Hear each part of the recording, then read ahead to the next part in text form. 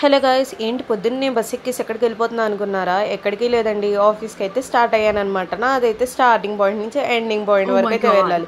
నా డే అయితే chia సీడ్స్తో start అయ్యి, ఇంకా ఏంటి చియా సీడ్స్ హెల్దీ అని చెప్పి స్వీట్స్ ఓపెన్ చేస్తుంది అనుకుంటున్నారా? ఏం చెప్పమంటారు, ఆఫీస్లో కొలీగ్ అయితే ఇంటికాడి నుంచి వస్తూ స్వీట్స్ తెచ్చాడంట. మనకి ఇంకా ఆగుతుందా చెప్పండి?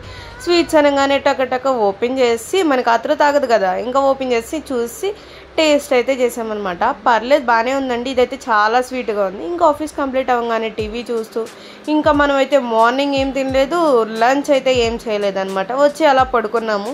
ఇంకా నైట్ అయ్యేసరికి ఏదో కలర్ రైస్ పెట్టారనమాట పీజీలో. ఇంకా మనం అది తింటామా చెప్పండి? తినలేం కదా. పొద్దునుంచి ఆకలి మీద ఇంకా ఫ్రెండ్ని అడిగితే ఇంకా మనం వంట చేసుకుందాం అంది. అయితే ఇప్పటి నుంచి బ్యాచులర్ కష్టాలు అయితే స్టార్ట్ అయ్యానండి. ఇంకా వండటం అయితే స్టార్ట్ చేసింది మా ఫ్రెండ్. మేమైతే సాంగ్స్ వింటూ అలా కుకింగ్ చేస్తే అబ్బా ఫీలే వేరబ్బా. ఏదైతే అది కానీ సాంగ్స్ వింటూ కుకింగ్ అంటే వేరే లెవెల్ అనేది చెప్పచ్చు. ఇక్కడైతే నేనైతే మా ఫ్రెండ్ దగ్గర నుంచి నేర్చుకున్నాను అనమాట పప్పు ఎలా చేయాలనేది.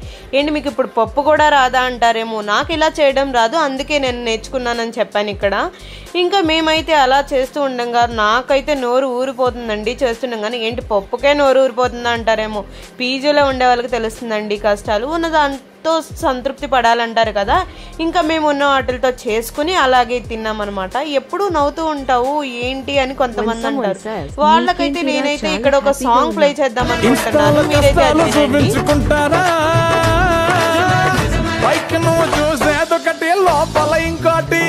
By the way, thanks for giving the suggestions. నిన్న వీడియోకి కమెంట్ చేశారు, నేను నేర్చుకుని నెక్స్ట్ వీడియోలో చేస్తాను. ఏ మాటకి అన్నమాట, పప్పు అయితే సూపర్ ఉందండి.